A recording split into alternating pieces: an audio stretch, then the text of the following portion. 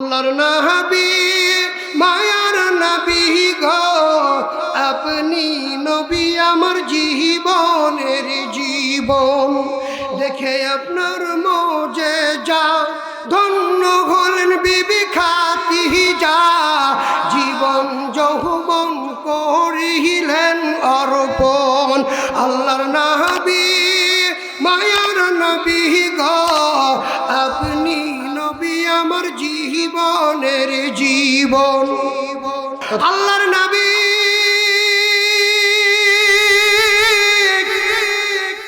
মায়ার নবী দয়ার নবী রহমাতুল লিল আলামিন বিশ্বনবী মুহাম্মদুর রাসূলুল্লাহ সাল্লাল্লাহু আলাইহি ওয়াসাল্লাম। এ ভাইজান ওই মদিনায় অবস্থান করছেন, আর ওই মদিনায় কিন্তু 6 মাস দুর্ভিক্ষ হয়েছিল। জোরে বলেন কয় মাস? আরো জোরে বলেন কয় মাস? 6 মাস দুর্ভিক্ষ হয়েছিল।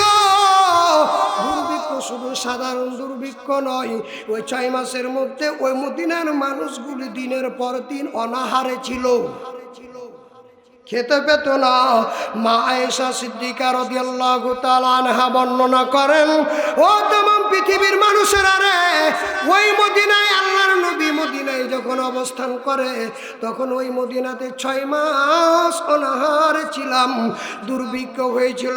আমি আয়েশার ঘরে 1 চাঁদ মানে 1 মাস, 2 চাঁদ মানে 2 মাস, 3 চাঁদ মানে 3 মাস। মা আয়েশা বলেন 1 চাঁদ পার হয়ে গেছে, আমি আয়েশার ঘরে চুলায় আগুন জ্বলে নাই। 2 চাঁদ পার হয়ে গেছে, আমি আয়েশার ঘরে চুলায় আগুন জ্বলে নাই। 3 চাঁদ পার হয়ে গেছে, আমি আয়েশার ঘরে চুলায় আগুন জ্বলে নাই। আল্লাহু আকবার বলেন। এ ভাইজান ওই আয়েশা রাদিয়াল্লাহু তাআলা আনহা আল্লাহর নবীকে অনুসরণ করতেন। কথা বলেন ঠিক না বেঠিক? এ ভাইজান এরপরে যখন আল্লাহর নবীর স্ত্রী মা আয়েশা বলেন যে 8 দিন 10 দিন পর 1টা 2টা করে খেজুর আনতেন, আর ওই 1টা 2টা খেজুর আমার নবী এবং আমি সব ভাগ করে খেতাম। শুইলে দাঁড়াইতে পারতাম না, দাঁড়াইলে বসতে পারতাম না, বসলে দাঁড়াইতে পারতাম না, পেটটা পিঠের সাথে লেগেছিল। শুধু খিদার যন্ত্রণায়, খিদার যন্ত্রণায়। এ ভাইজান আল্লাহর নবী 3 দিন নয়, 5 দিন নয়, একাধারে 3 মাস একবার খিদার যন্ত্রণায় আল্লাহর নবী 3টা পাথর পেটের সাথে বেঁধে দিলেন। 3টা পাথর পেটের সাথে বেঁধে দিয়া তার পালক পুত্র, তার বাড়ির একজন সাহাবী, বয়স হলো 11 থেকে 12 বছর। জোরে বলেন কয় বছর? 11 থেকে 12 বছরের বয়সের হযরত আনাসকে সাথে করে চলে গেলেন বড় আশা নিয়া হযরতে ফাতিমার বাড়ি। জোরে বলেন সুবহানাল্লাহ। হযরতে ফাতিমার বাড়ি চলে গেলেন। হযরতে ফাতিমার বাড়িতে যাইয়া দরজায় নক করলেন। দরজা নক করার পরে ডাক দিয়ে বলছেন, মা ফাতিমা রে, তুমি কি বাড়িতে আছো? দরজাটা খুলো। আল্লাহর নবীর মেয়ে হযরতে ফাতিমা দরজা খুললেন। খোলার পরে বলেন, তো দেখি বাবা যদি মেয়ের বাড়ি যায়, মেয়ে খুশি হয় না বেজার হয়? আরো জোরে বলেন। আর এত খুশি হয়, মেয়েও খুশি হয়, নাতি নাতনিরাও খুশি হয়। মেয়ে মনে করে যে আমার বাবা আমার বাড়িতে এসেছে, অবশ্যই হাতে কিছু নিয়ে এসেছে। নাতি নাতনিরাও মনে করে আমার নানা আমার বাড়ি এসেছে, নানা কিছু না কিছু নিয়ে এসেছে। কথা বলেছে।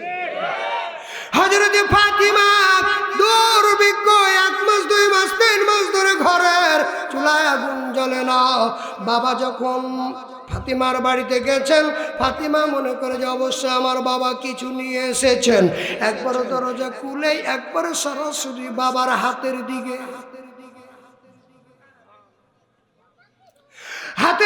তাকায়, আর একবার বিশ্বনবীর মুখের দিকে তাকায়। একবার হাতের দিকে তাকাই, একবার বিশ্বনবীর মুখের দিকে তাকাই। ফাতেমা মনে করছে যে আমার বাবা যে কিছু নিয়ে আসে নাই, হাত যে খালি। আর মুখের দিকে তাকায় দেখে কি ব্যাপার, আমার বাবার মুখটা কেন শুখা। কেন এত শুকনা, হাতে কিছু নাই, আমার বাবার মুখটা কেন শুকনা? এবার বিশ্বনবী ডাক দিয়ে বলছেন, মা ফাতিমা রে, আমি তোর বাড়িতে এসেছি, বলো তো দেখি তোমার বাড়িতে কি কোনো খাবার আছে? হযরত ফাতিমা ডাক দিয়ে বলেন, ওগো নবীজি, ও নবীজি, আমি তো মনে বড় আশা করেছি আপনি আমার বাড়িতে এসেছেন, কোনো না কোনো খাবার নিয়ে এসেছেন। ও বাবাজি, আমার বাড়িতে এই 3 মাস ধরে কোনো চুলা আগুন জ্বলে নাই, আমি খিদার যন্ত্রণা থামতে পারি নাই। আমি যদিও পারি, আপনার নাতি নাতি ইমাম হাসান এবং হুসাইন দুজন কিন্তু খিদার যন্ত্রণা থামতে পারে নাই। কিভাবে তাদের খিদার যন্ত্রণা মিটাবো, কিভাবে বুঝ দিব গো বাবা, আমি বুঝতে পারি নাই। আমি তো অনাহারে আছি, আমি মনে করি যে আপনি কিছু নিয়ে আসবেন। আল্লাহর নবী এইবার জুব্বা মোবারক ছেড়ে দিয়া ডাক দিয়ে বলছেন, মা ফাতিমা রে, এই দেখ দেখ, তোর বাবার পেটেও 3টা পাথর বাঁধা।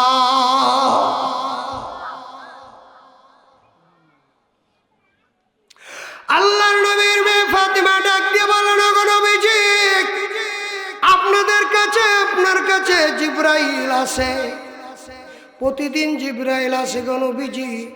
আপনারা হলেন আল্লাহর নবী, আপনারা না খেয়ে থাকতে পারেন। ওগো নবীজি, আমাদের কাছে তো জিবরাইল আসে না, আমরা কিভাবে না খেয়ে থাকবো? ও নবীজি, আমিও যদি থাকি, কিন্তু আমার ছেলে ইমাম হাসান হুসেন কিভাবে থাকে? আল্লাহর নবী ডাক দিয়ে বললেন, ফাতিমা রে, আর বলিস না রে, বলিস না। এবার ফাতিমা ডাক দিয়ে বললেন, ওগো নবীজি, যদি কিছুই না নিয়ে আসেন, তাহলে আপনার মুখের পবিত্র থুতুগুলো একটু বের করে দেন, আমি আপনার নাতি ইমাম হাসান হুসাইনের মুখের উপরে দিয়ে দিই। আপনার মুখের পবিত্র থুতুর বিনিময়ে ইমাম হাসান হুসাইনের খিদা মিটে যাবে। আল্লাহর নবী ডাক দিয়ে বলেন, ফাতিমা রে, আমি যদি থুতু মুবারক দিয়ে যদি আমার নাতিনি ইমাম হাসান হুসাইনের যদি খিদা মিটাই দিই, আমার নাতি ইমাম হাসান হুসাইন আমাকে ছাড়বে না। এ দাঁড়া রে মা, দাঁড়া, আমি নবী একটু যাই তো দেখি কোনো কাজ পাওয়া যায় কিনা। এ ভাইজান, দেশে যখন দুর্ভিক্ষ চলে তখন কি কোনো কাজ পাওয়া যায়? কথা বলেন, পাওয়া যায়? এই 2020 সালে করোনা ভাইরাস শুরু হয়। আমার মন বলে 2020 সালে কিন্তু আপনাদের এখানে মাহফিলের ডেট হয়েছিল। আমাকে আশরাফুল ভাই বক্তা নিয়েছিল, আমার কিন্তু কয়েকদিন সফরে ভারত যাওয়া লেগেছিল। মার্চের 13 তারিখে আমি শুক্রবারের দিন ভারত ঢুকলাম। জুমার আগে 2টা মাহফিল করার পরে 8 দিনের মাথায় একবারে গোটা ভারত সহ সারা পৃথিবীতে ভাইরাসের একবারে করুণ শুরু হয়ে গেল। একবারে ভারতের সকল বর্ডার বন্ধ হয়ে গেল, বাংলাদেশের বর্ডার বন্ধ হয়ে গেল, গাড়ি ঘোড়াও বন্ধ হয়ে গেল। আমি একবারে বিহারে গিয়ে আটকে গেলাম, আসার কোনো রাস্তা নাই। আমার একজন আত্মীয় আছে কালিয়াচকে, তিনাকে ফোন দিয়ে বললাম, ভাইজান, আমি যে এখন বিহারে আটকে গেছি, আমি এখন কিভাবে আসব? এবারে তিনি থানার কাছে একটা পারমিশন নিলেন, এরপর একটা গাড়ি ভাড়া করে বিহার থেকে আমাকে নিয়ে আসলো। এ ভাইজান, ওই সময় আমি বাড়ি আসার জন্য সোনা মসজিদ পোর্ট, চিনেন আপনারা? কথা বলেন, চিনেন? সোনা মসজিদ পোর্টে একবার মোটরসাইকেল নিয়ে একবার দেখতে এলাম, যে দেখি তো মন তো মানে না। কি মানে না? মন মানে না। 1 নয় 2 নয়, একটানা 3 মাস ভারতের মাটিতে আটকেছিলাম। কয় মাস? এ ভাইজান, আমি পোর্টে আসলাম মোটরসাইকেল নিয়ে, মাস্ক মুখ টুক ঢেকে। আমি তো হলাম বাইরের, না কোনটা, পাসপোর্টটা ভিসা সহ পাসপোর্টটা পকেটে নিয়ে মোটরসাইকেল নিয়ে বের হলাম। একবার আল্লাহর কসম করে বলি, একবার সোনা মসজিদ পোর্ট থেকে প্রায় 200 গজ ভিতরে বিএসএফ একবার বাঁশ দিয়ে ঘেরে রেখে দাঁড়িয়ে আছে। আমাকে ডাক দিয়ে বলছেন, এই হুজুর, এদিকে শোনেন। ও বলছে, আপনি এদিকে আও। ওরে মাগে, কাম সেরেছে। তো বলছে কি কি খবর, ওনাদের ভাষায় বলছে। তো বাড়ি কোথায়? বললাম বাড়ি তো বাংলাদেশ। তো বলছে রাস্তা এখন তো মনে করেন যে মোটরসাইকেল, ভ্যান, রিক্সা, গাড়ির অভাব নাই। জোরে বলেন ঠিক কিনা, আরো জোরে বলেন ঠিক কিনা। কিন্তু ভাইজান ওই 10 থেকে 11 বছর 12 বছরের ওই সাহাবী হযরত আনাসকে নিয়ে আল্লাহর নবী হাঁটতে হাঁটতে হাঁটতে হাঁটতে উহুদ পাহাড়ের উপরে উঠলেন। জোরে বলেন সুবহানাল্লাহ।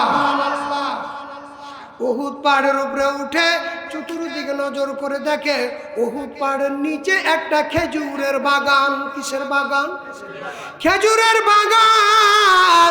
ওই বাগানে একজন ব্যক্তি খেজুরের গাছের গোড়ায় পানি দেয়। বিশ্বনবী আবার আস্তে আস্তে করে নামলেন। একবারে 1 মাস 2 মাস নয়, 3 মাসের ক্ষুধার্ত নবী। নবী দুর্বল, কষ্ট করে নামার পরে খেজুরের বাগানে 1 পা 2 পা করে হাঁটতে হাঁটতে ওই খেজুরের ওই গাছের গোড়ায় পানি দেওয়া ব্যক্তির সামনে যাইয়া ডাক দিয়ে বলছেন, ভাইজান আপনি কি এই খেজুরের বাগানের মালিক না কর্মচারী? ওই খেজুরের গাছের গোড়ায় পানি দেওয়া ব্যক্তিটি ডাক দিয়ে বলছেন, আমি হলাম খেজুরের বাগানের মালিক। আল্লাহর নবী ডাক দিয়ে বললেন যে বাগানে আপনি কেন মালিক হইয়া পানি দেন? কোন কর্মচারী রাখতে পারেন না? ওই খেজুরের বাগানের মালিক ডাক দিয়ে বলছেন, এই দুর্ভিক্ষের সময় কাকে আমি কাজের মানুষ রাখবো? কোথায় টাকা পাবো, কোথায় পয়সা পাবো? আল্লাহর নবী ডাক দিয়ে বললেন, ও ভাইজান আমি যদি আপনার বাগানে কাজ করি আমাকে কি আপনি কর্মচারী কাজের মানুষ হিসাবে নিবেন? সুবহানাল্লাহ বলেন। তো বিশ্বনবীর চেহারার দিকে ওই ইহুদি খেজুরের বাগানের মালিক তাকিয়ে দেখছে, কিরে এত সুন্দর মানুষ, আল্লাহু আকবার বলেন। নবীর চেহারা কি আমার আপনার মতন? যেই নবীর চেহারা মোবারক, ঘরের ভিতরে মা আয়েশা বলেন আমার ঘরে কোনো বাতি ছিল না, তেল ছিল না, অন্ধকারে আমি বসে আছি। বিশ্বনবী যখন আমার ঘরে প্রবেশ করেছেন, একটা বাতি জ্বালাইলে যেরকম ঘরে আলো হয় তার চাইতে 10 গুণ বেশি আলো। সেই নবীর চেহারার দিকে তাকিয়ে বলছেন, ভাইজান আপনি যে বড় মানুষ, আপনি কি এই খেজুরের বাগানে কাজ করতে পারবেন? আল্লাহর নবী ডাক দিয়ে বললেন, ও ভাইজান আমি পারবো, কাজ করব, কারণ আমার কিছু পয়সার দরকার। সুবহানাল্লাহ বলেন। এইবার ওই যুবক খেজুরের মালিক ডাক দিয়ে বলল, তাহলে তুমি এই যে দেখো কুয়া আমার বাগানে, এ কুয়া থেকে পানি তুলে তোমাকে কিন্তু এই গাছের গোড়ায় দিতে হবে, তুমি কি পারবা? বলছে হ্যাঁ পারবো। এবার বললো তাহলে কাজ শুরু করো। বিশ্বনবী ডাক দিয়ে বললেন, ও ভাইজান তাহলে তোমার সাথে আমার একটু কাজের কন্ট্রাক্ট হয়ে যাক, তুমি কত দিবা? সুবহানাল্লাহ বলেন। বিশ্বনবী কাজ করতে গেছেন আগে কিন্তু কন্ট্রাক্ট, আর এখন কন্ট্রাক্ট নিয়ে মাথা খারাপ। কথা বলেন ঠিক না বেটি? সবই কন্ট্রাক্ট হয়। হুজুর কন্ট্রাক্ট করি বলে, হুজুর মানুষ কেন কন্ট্রাক্ট করবে? কথা বলেন ঠিক না বেটি? আজকে মাইক নিয়ে এসছেন বিনা কন্ট্রাক্টে, কন্ট্রাক্ট করেননি। এ সামিয়ানা নিয়ে এসছেন বিনা কন্ট্রাক্টে, পোস্টার করেছিলেন বিনা কন্ট্রাক্টে, তো সবই কন্ট্রাক্টে করলেন। হুজুরটা কন্ট্রাক্টে করলে তো আপনার আর কোনো জ্ঞান জামি নাই। কথা বলেন ঠিক না বেটি? অন্যদিকে নিয়েন না ভাইজান। আল্লাহর নবী ডাক দিয়ে বললেন, ও ভাইজান আপনার কাজে কাজ করব, তবে আমার সাথে একটু দরদাম করে নেন, কত দিবেন? ওই খেজুরের মালিক, বাগানের মালিক ডাক দিয়ে বলছেন, আপনার কাজের উপরে আপনি নির্ভর করবো, আপনি কাজ শুরু করেন, এরপরে আপনাকে আমি কন্ট্যাক্ট করব। পরে আপনার কাজের গতি যদি ভালো হয় তাহলে আপনাকে আমি কিন্তু বেশি করে পারিশ্রমিক দিয়ে দিব। আল্লাহর নবী এইবার চলে গেলেন কুয়ার পাশে। এ ভাইজান আপনাদের এই বরদ্র অঞ্চলে এখন কি কুয়া আছে? নাই, কিন্তু আগে ছিল। বলেন তো দেখি, আপনাদের এলাকায় কুয়ার কত দূর নিচে পানি ছিল এটা আমি জানি না, তবে আমি রাজশাহী তানোরে দেখেছি ওই এলাকার কুয়ার মধ্যে এত নিচে পানি যে দুই দিকে দিয়ে একটা পিলার করে 5 ফুট আছে, ওর ভিতরে একটা ঘাড়রা দেওয়া আছে। কথা বলেন বলেন, ওই ঘাড়রাতে রশি দিয়া বালতি নামাই আর এরকম করে টান। কথা বলেন ঠিক না বেঠি? জোরে বলেন, জোরে বলেন। আমাদের দিয়ার অঞ্চলে কিন্তু এরকম ছিল না, বালতি নামাই দিলে কাছে পানি ছিল পট করে উঠিয়ে নিত।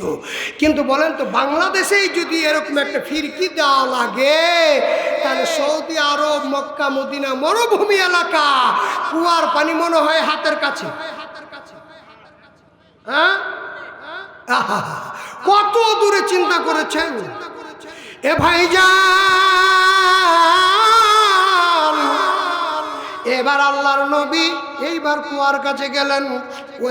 ওই খেজুরের মালিক ওই ইহুদি এবার ডাক দিয়ে বললেন, এ ভাইজান এই কুয়া থেকে আপনি পানি উঠাবেন 1 বালতি করে, আর একটা খেজুরের গাছের গোড়ায় দিবেন। আমার দিকে তাকান, কে কোনো দিকে তাকাবেন না। এরপর কিন্তু বিশ্বনবী একবার কুয়ার সাথে বুক মোবারক লাগাই দিয়েছেন, কারণ ক্ষুধার্ত, শরীরে শক্তি নাই, বল নাই। ওই ক্ষুধার যন্ত্রণা নিয়ে আল্লাহর নবী এইবার কিন্তু বালতি নামালেন।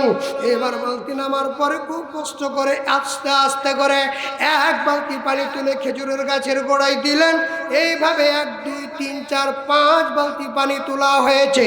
5 বালতি পানি তোলার পরে বিশ্বনবী গাছের গোড়ায় দেওয়ার পরে বিশ্বনবী একবারে বসে গেছেন।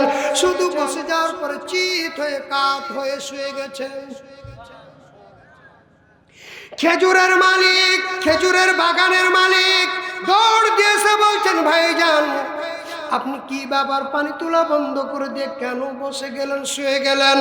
আল্লাহর নবীর চোখের পানি টস টস করে পড়ে আর ডাক দিয়ে বলছেন, ও ভাইজান এই যে দেখো দেখো দেখো, আমি 3 মাস ধরে অনাহারা আছি, আমার পেটে 3টা পাথর বাঁধা। আমি আর সহ্য করতে না পেরে আমার চোখ মুখ অন্ধকার হইয়া আমি বসে গেছি, বসেও থামতে পারি না, শুয়ে গেছি। ওই খেজুরের বাগানের মালিক ওই ইহুদি দৌড় দিয়ে তার ঘরের ভিতরে যাইয়া 5টা খেজুর নিয়ে আসলেন। জোরে বলেন কয়টা? 5টা খেজুর নিয়ে আসলেন। 5টা খেজুর নিয়ে আসার পরে বিশ্বনবীর হাতে দিলেন, বললেন যে এই 5টা খেজুর খান এবং পানি খান, পানি খাওয়ার পর আপনি সুস্থ হন, এরপরে আপনি আবার কাজে লাগেন। বিশ্বনবীর সাথে কিন্তু একজন সাহাবী হযরতে আনাস, আল্লাহর নবী 2টা করে ভাগ নিলেন। আনাসকে দিলেন 2টা আর বিশ্বনবীর নিলেন 2টা, আর একটা খেজুর কিন্তু রাখলেন। আনাস খাইলেন 2টা আর বিশ্বনবী খাইলেন 2টা। একটা খেজুর কে খাবে বলেন তো দেখি? এর ভিতরে একটা হাকিকত আছে। একটা খেজুর কে খাবে? আনাস খাবে না, নবী খাবে। এটা আপনাদের কিন্তু জানতে হলে কমপক্ষে 20 মিনিট সময় দেওয়া লাগবে। কয় মিনিট? আরো জোরে বলেন, কয় মিনিট? এই খেজুরটা কে খাবে, এই খেজুর কি হবে আমি আপনাদেরকে বলার চেষ্টা করব। বিশ্বনবী পানি খেলেন, আবার পানি তোলা শুরু করলেন। পানি তুলতে তুলতে তুলতে তুলতে এইবার 9 বালতি পানি তোলা হয়েছে। 10 নম্বর বালতি নামিয়েছেন। নামার পরে পানি উঠাবেন, এমন অবস্থায় বালতির রশি ছিঁড়ে একবারে থপ করে একবারে পানির ভিতরে বালতি পড়ে গেল। এবার ওই ইহুদি চিন্তা করলো খেজুরের বাগানের মালিক, আহারে মনে হয় যে আমার বালতি কুয়ায় পড়ে গেছে। দৌড় দিয়ে আসলেন, আসার পরে দেখে ভাইজান কি খবর? নবী ডাক দিয়ে বললেন, ভাইজান এই বালতিটা কুয়ার ভিতরে পড়ে গেছে রশিটা ছিঁড়ে। বিশ্বনবী এ কথা বলেন, আর ইহুদি খেজুরের বাগানের মালিক, খেজুরের বাগানের মালিক বলে, না না তুমি ফেলেছ। বিশ্বনবী বলল, না আমি ফেলি না, এই রশিটা ছিঁড়ে পড়ে গেছে। এই ভাইজান রশি যখন কুয়াতে প্রতিনিয়ত যখন পানি তুলে তখন বলেন তো দেখি ওই রশি পানি ভরে পানি ছুঁয়ে ছুঁয়ে বলেন তো দেখি রশিটা পচে না ভালো থাকে? ক্ষয় হয় না? একেতে পচে, 2 নম্বর ক্ষয় হয়ে যায়। ক্ষয় হয়ে রশিটা নরম হয়ে গেছে। আর ওই অবস্থায় পানি বালতিটা রশিটা চিরে বালতিটা পড়ে গেছে। ইহুদি ডাক দিয়ে বলছেন, না তুমি নিজের ইচ্ছায় ফেলেছো। নবী বলছেন, না আমি ফেলি নাই, বালতিটা রশিটা ছিঁড়ে পড়ে গেছে, কারণ রশিটা দুর্বল হয়ে গেছে। ইহুদি বলছে, না তুমি ইচ্ছায় ফেলেছ। নবী বলছেন, না রশি ছিঁড়ে পড়ে গেছে। এই বলতে বলতে নবী এবং ইহুদির মধ্যে কথা কাটাকাটি চলে। একবার আমার দিকে তাকান, ইহুদি দাঁড়িয়ে আছেন এই জায়গায়, বিশ্বনবী দাঁড়িয়ে আছেন এই জায়গায়, কথা কাটাকাটি চলে। এমন অবস্থায় বিশ্বনবী বলে যে, না আমি ফেলি নাই, রশি ছিঁড়ে পড়ে গেছে।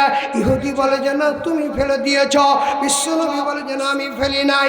এই কথা বলতে বলতে একবার ইহুদির ডান হাতটা বিশ্বনবীর গাল মোবারক ঠাস করে একটা থাপ্পড় দিয়ে দিয়েছে।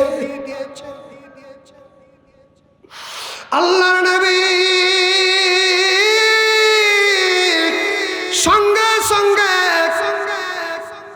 হযরত আনাস বর্ণনা করেন, আমার নবীর গালের দিকে তাকায় দেখি এক থাপ্পড়ে ওই ইহুদির 5টা আঙ্গুল আমার নবীর গালে লেগে গেছে। আমার পবিত্র নবীর গাল মোবারক লাল হয়ে গেছে, রক্ত যেন ফিনকি দিয়ে পড়বে এরকম অবস্থায় বিশ্বনবীর মাথাটা ঘুরে গেছে। বিশ্বনবী মাথাটা নিচু করে চট করে বসে গেছেন। হযরত আনাস ডাক দিয়ে বলছেন, ইহুদি রে কি করলি রে ইহুদি, তুই কাকে মারলি রে, তুই কাকে মারলি রে? যেই নবীর গায়ে কোনো মশা মাছি বসে নাই, যে নবীর গায়ের ঘামটাও পর্যন্ত সুগন্ধ হয়,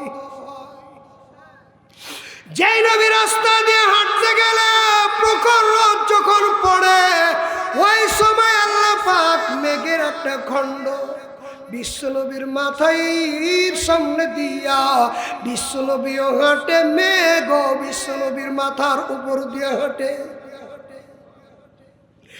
এ ভাইজান, হযরত আনাস ডাক দিয়ে বলছেন, নবীজি গো আপনি একটু অর্ডার দেন, আমি ইহুদিকে এই প্রতিশোধ না পর্যন্ত আমি থামতে পারি না। কারণ ওই আনাস কোরআনে বলেছেন ফাত্তাবিউনি, নবীকে অনুসরণ করা লাগবে। জোরে বলেন কাকে?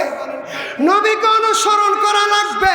বিশ্ব নবী মাথাটা নিচু করে টস করে পড়ে বসে গেছেন, বসে যাইয়া গালটা এইভাবে ধরে নিয়েছেন আর একটা শব্দ করেছেন, ইন্না লিল্লাহি ওয়া ইন্না ইলাইহি রাজিউন।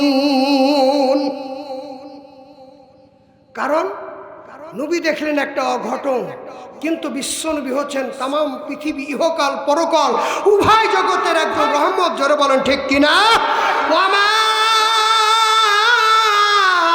আরসালনাকা ইল্লা রাহমাতাল লিল আলামিন।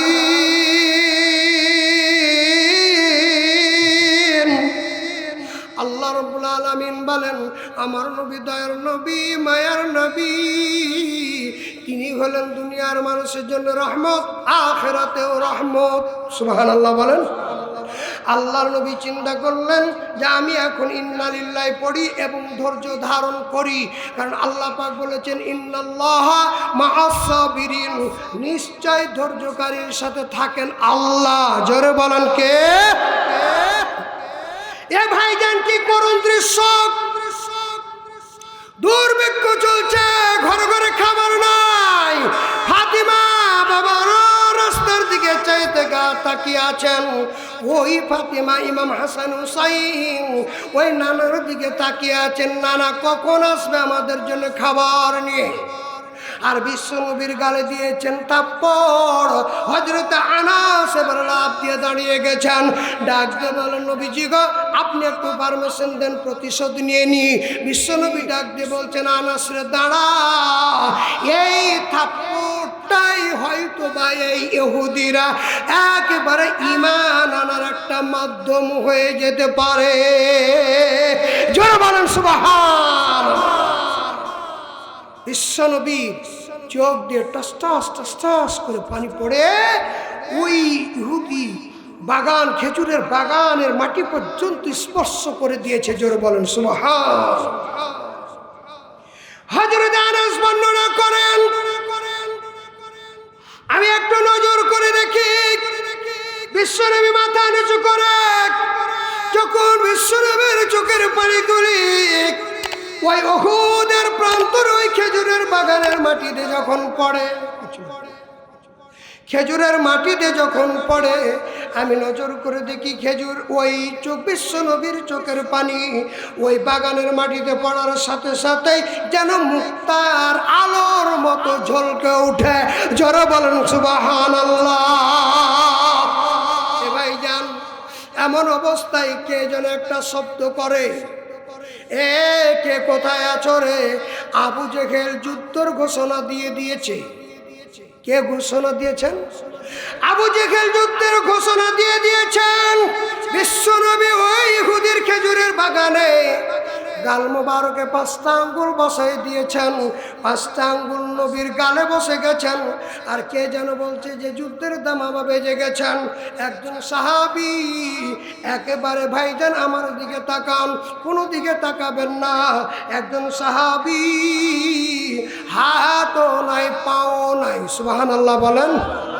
হাতও নাই পাও নাই, 2 হাত 2 পা আল্লাহর দ্বীনের জন্য কিন্তু একবার কাফের মুশরিকদের কাছে দিয়ে দিয়েছেন। ভাইজান, এমন অবস্থায় ওই পাহারা হাত হারা ওই আল্লাহর নবীর সাহাবী একবারে যুদ্ধের ময়দানে একবারে লাফাইতে লাফাইতে মুখে একবারে তরবারি নিয়ে একবারে চলে আসছেন। আর বিশ্বনবী যখনই কানে আওয়াজ যে যুদ্ধের দামামা বেজে গেছে, আচ্ছা বলেন তো দেখি, আল্লাহর নবী যদি শুনে যে যুদ্ধের দামামা, যুদ্ধের ঘোষণা হয়ে গেছে, আবু জেহেল যুদ্ধ শুরু করে দিয়েছে, আর একজন হাত নাই পা নাই একজন সাহাবী কিন্তু একবারে মুখে তরবারি নিয়ে যুদ্ধের ময়দানে রওনা দিচ্ছেন। আর বিশ্বনবী ওই জায়গায় ওই ইহুদির সাথে কথোপকথন করছেন। দাঁড়িয়ে গেছেন বিশ্বনবী, ডাক দিয়ে বলছেন, ইহুদিরা আমি আর কাজ করব না, আমাকে কিছু পারিশ্রমিক দিয়ে দাও। ইহুদি ডাক দিয়ে বলছেন, তোমাকে আমি পারিশ্রমিক দিব, তবে তুমি আমার বালতি দিয়ে দাও। চিন্তা করেছেন? বালতি দিয়ে দাও ভাইজান। এইবার বিশ্বনবী বলেন যে আমি কিভাবে তোমার ওই কুয়ার ভিতর থেকে বালতি দিব? বালতিটা আমি ফেলে না, রশি ছিঁড়ে পড়ে গেছে। ওই ইহুদি বলে, না না তুমি ফেলে দিয়েছো, আমার বালতি দাও। বলছে আমি তোমাকে কিভাবে বালতি দেব? নবী ডাক দিয়ে বলছেন, ইহুদিরা তাড়াতাড়ি করে আমাকে পারিশ্রমিক দিয়ে দাও, কারণ আমি 3 মাসের অনাহারা আছি, আমার মা ফাতেমা অনাহারা আছে, আমার নাতি ইমাম হাসান হুসাইন অনাহারা আছে, তারা কিন্তু খিদার যন্ত্রণা থামতে পারে না। এই ইহুদি তাড়াতাড়ি কর, তাড়াতাড়ি কর। ইহুদি ঘরের ভিতরে গেলেন, এইবার তিনি 40টা খেজুর নিয়ে আসলেন। জোরে বলেন কয়টা? 40টা খেজুর নিয়ে এসে বিশ্বনবীর হাতে দিয়ে বলল, ও পথিক, তোমার এই 9 বালতি পানি উঠেছে, এই জন্য প্রতি বালতির বিনিময়ে 5টা করে খেজুর দিলাম। তবে আগে দিয়েছি 5টা, এখন দিলাম 40টা, তাহলে 5 নাম 45। কথা বলেন, 5 নাম 45টা খেজুর তোমাকে দিয়ে দিলাম, এই খেজুর নিয়ে তুমি চলে যাও। কিন্তু আপনাদের মনে আছে প্রথমে 5টা যে খেজুর দিয়েছিল, হযরত আনাস খেয়েছে 2টা, বিশ্বনবী খেয়েছেন 2টা, একটা খেজুর কোথায়? জোরে বলেন। এ ভাইজান, এইবার 40 খেজুর নিয়ে নবী চলে যাচ্ছেন।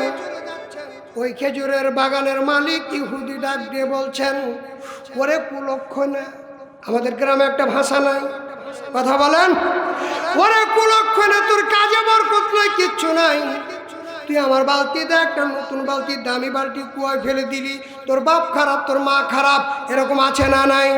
আরো জোরে বলেন, আছে না নাই? কিন্তু বিশ্বনবী উত্তেজিত হয় নাই, ঠান্ডা মাথায় মোকাবিলা করছে। জোরে বলেন সুবহানাল্লাহ।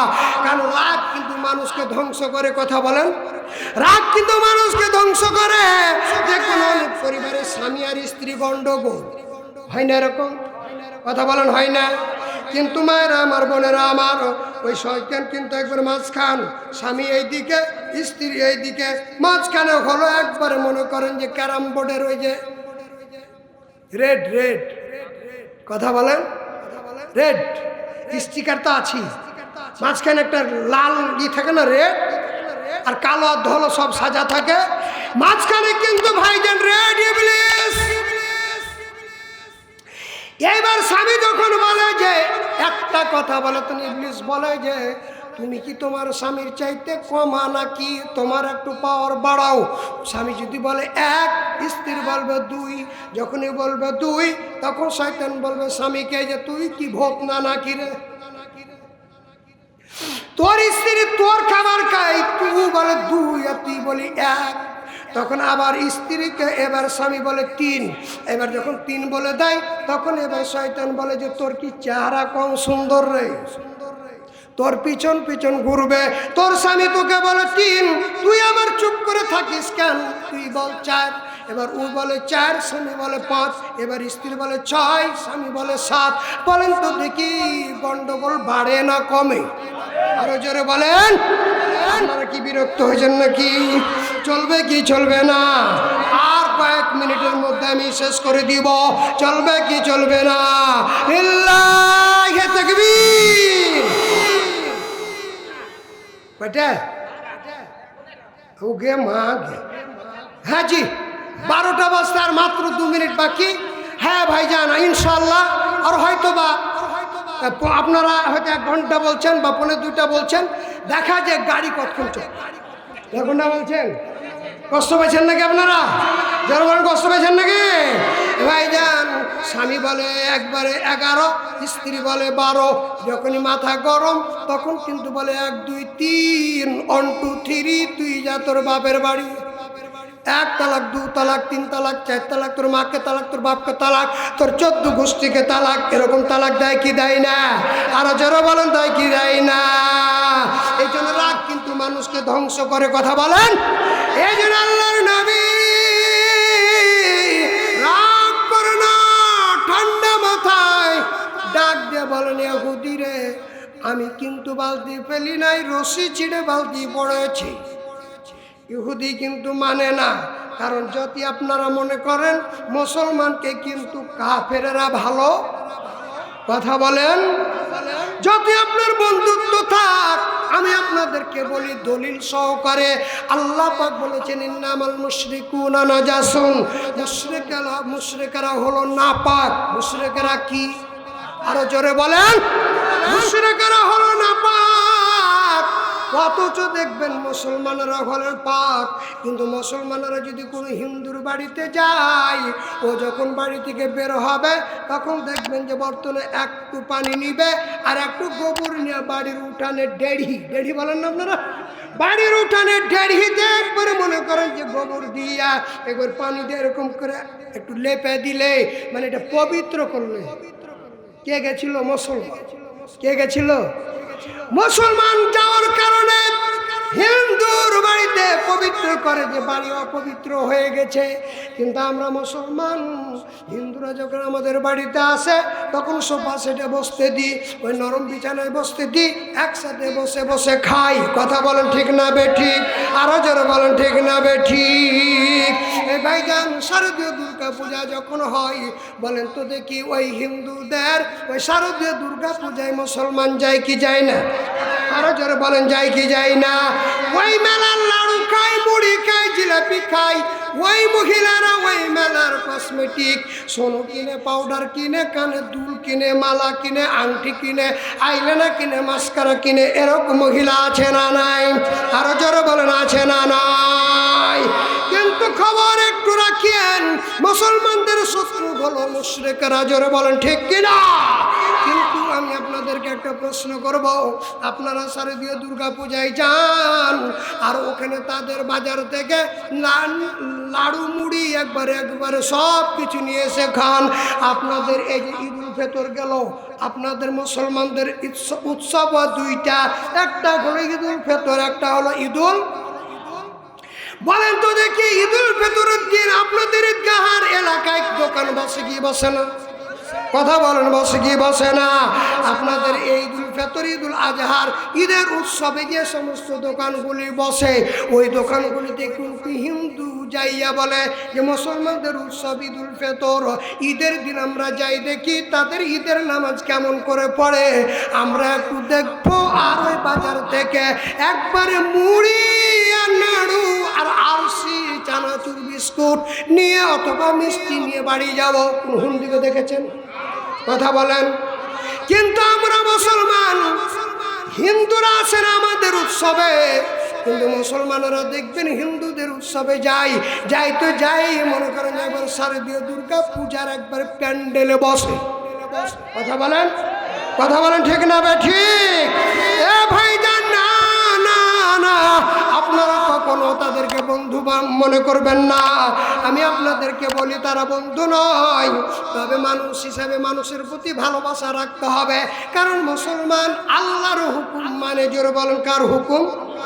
আল্লাহর হুকুম মানে। ভাইজান এবার আসুন তো দেখি, ওই ইহুদি কিন্তু আল্লাহর নবীকে উচ্চবাচ্য করে গালিগালাজ করেন।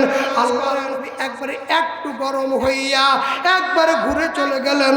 যাওয়ার পরে ডাক দিয়ে বলেন, ইহুদি রে তুই বালতি নিবি তো আয়। আল্লাহু আকবার বলেন। বালতি নিবি তো আয়। ইহুদির হাত ধরে টানতে টানতে টানতে ওই কুয়ার পাশে নিয়ে গেলেন।